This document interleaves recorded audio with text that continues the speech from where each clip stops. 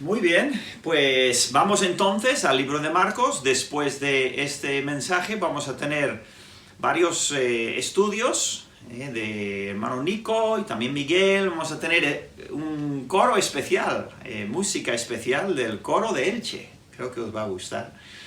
Y también unos testimonios de varios hermanos también. Entonces, vamos al libro de Marcos.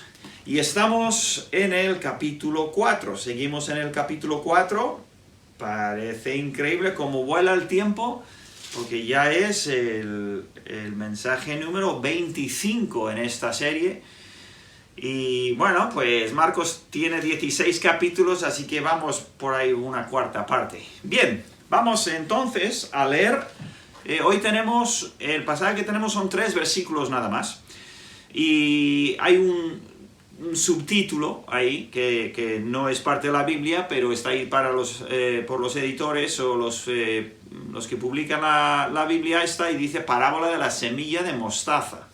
Entonces, voy a leer la parábola y luego vamos a volver a ver qué quiere decir. Decía también el Señor Jesús: ¿a qué haremos semejante el reino de Dios? ¿O con qué parábola lo compararemos?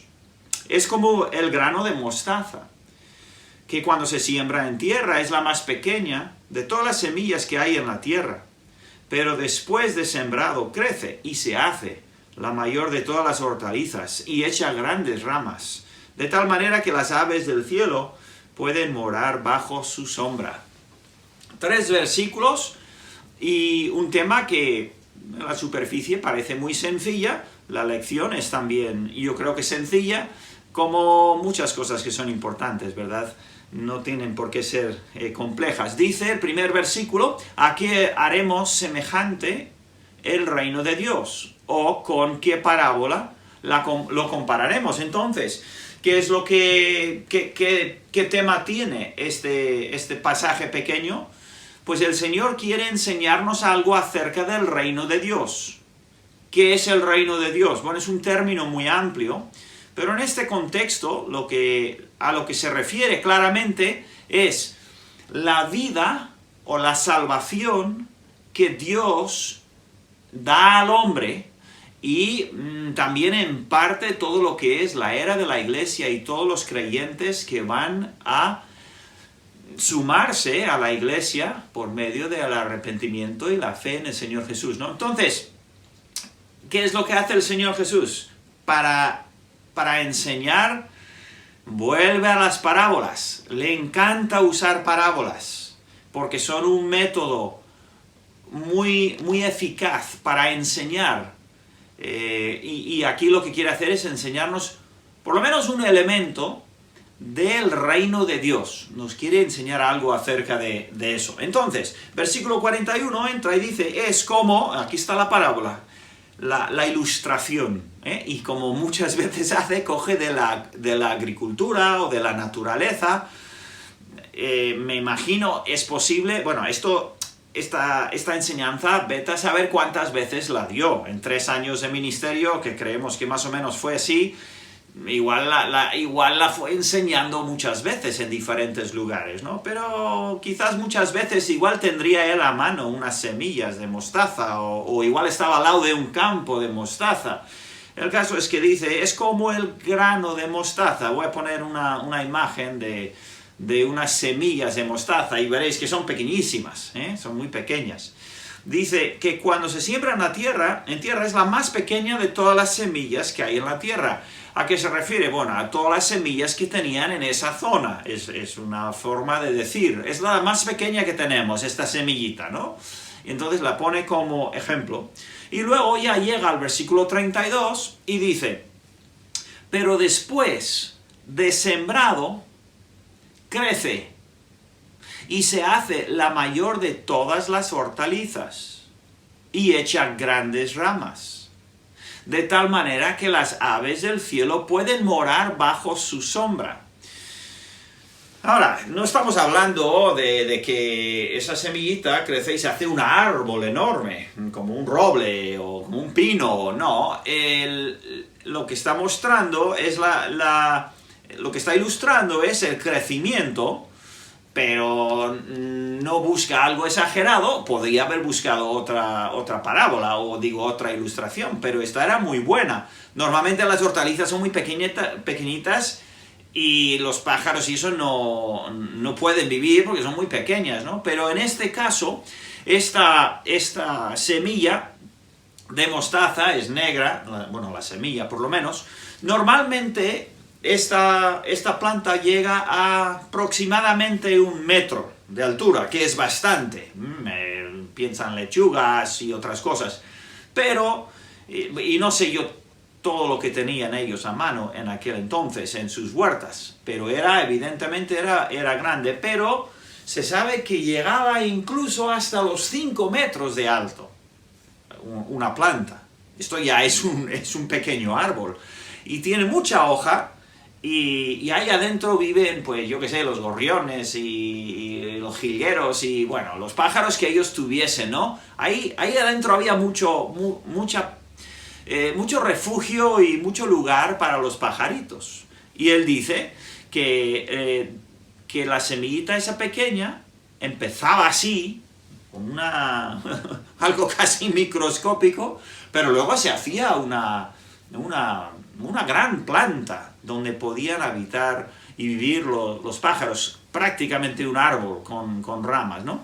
La enseñanza es que algo puede empezar pequeño y hacerse bastante más grande con el tiempo. Ahora, no es que solamente lo grande es lo bueno o lo exitoso. No, hay muchos ministerios y hay muchas cosas también que son pequeñas y se quedan pequeñas, y siendo pequeñas tienen mucho valor. Pero sí es cierto que en iglesias y en ministerios del Evangelio es normal que queramos ver crecimiento. Y hay algunas iglesias enormes con miles y miles de personas, pero hay otras iglesias en pueblos pequeños que nunca van a llegar a miles, ni a cientos, ¿no? Y siguen siendo una iglesia, una congregación cristiana que ama a Dios, y es completamente una iglesia, igual que una grande, ¿eh? Pero lo que sí es cierto es que normalmente empieza en pequeño. Yo recuerdo cuando la iglesia aquí en el Goierri nació en un piso con una pareja. Y en los primeros años, luego tuvimos cultos en nuestro piso, y nuestro hermano Juan Bautista estuvo en uno de esos pisos también, y en el piso nuestro cuando teníamos los cultos, y nosotros éramos 6 con mi familia, ¿no? Pero habían otros 4 o 5, como mucho éramos 11, 10, 12, durante esos primeros años, y algo muy pequeño. Ahora, justo antes del COVID, mira la diferencia y dices, pues sí que ha crecido. Sí, han pasado muchos años, pero al principio era muy pequeño, como la semillita, ¿no? Pero si hay vida, pues esa semilla va creciendo, y el Señor va añadiendo los que son salvos a la iglesia, y va creciendo. Es normal, es lógico. Y él dice, así es el reino de Dios. ¿Ves algo muy pequeño? No lo menosprecies. Igual está en los inicios, o igual es simplemente un lugar muy pequeño y se va a quedar siempre pequeño. No debemos de pensar que solamente lo grande vale. No, ni mucho menos. De hecho, yo conozco a muchas personas que no quieren estar en una iglesia grande. Es demasiado. Y en mi país y en algunos de vuestros países también, pues hay iglesias de miles, y muchas. Pero hay gente que dice, no, yo quiero estar en una iglesia pequeña, donde puedo servir, donde puedo conocer a todos, donde es más, quizás más familiar. Hombre, tiene sus ventajas, un caso y el otro caso también. Quieres tener un coro precioso de 100 voces e instrumentos, pues no lo vas a hacer en una iglesia de un pueblecito. Entonces, en fin, hoy hemos disfrutado del coro de la iglesia de Elche, y qué bonito, ¿verdad? Pero claro, es una iglesia bastante grande que ya lleva muchos años con un coro y qué bien cantan. Entonces, el Señor empezó con 12 discípulos y no quería más. Y eso que quitamos a uno, que era Judas, ¿no? Y él enfocó su tiempo, años, aunque enseñaba y había a veces multitudes, pero normalmente él pasaba su tiempo con pocas personas, invirtiendo en ellos, sabiendo que en ese momento necesitaba ser pequeña la obra. Y también a nivel global el Evangelio comenzó en una ciudad de un país pequeñito, que era Israel. Y de ahí en los primeros siglos se fue el Evangelio predicando y esparciendo, siendo predicado y esparciéndose por toda la tierra. Pero empezó pequeño, como la semillita de mostaza. Y pues entonces vamos a aprender de esta ilustración tan clara que hasta un niño lo puede entender. Entendamos que el Señor es quien hace la semilla. El Señor es quien convierte esa semilla en una planta, en algo vivo, que con el tiempo, con el paso del tiempo y la bendición del Señor crece. Y espero que disfrutemos y apreciemos el hecho de que estamos en una iglesia que es una de estas plantas que está creciendo para la gloria de Dios. Qué bueno es formar parte de una iglesia, ¿verdad?, donde escuchamos la palabra de Dios, pero no es solo mensaje, también hay alabanza y cantos, pero no es solo mensajes y cantos, hay compañerismo, comunión, hay oportunidades de servir los unos a los otros con los dones y el talento que Dios nos ha dado a cada uno.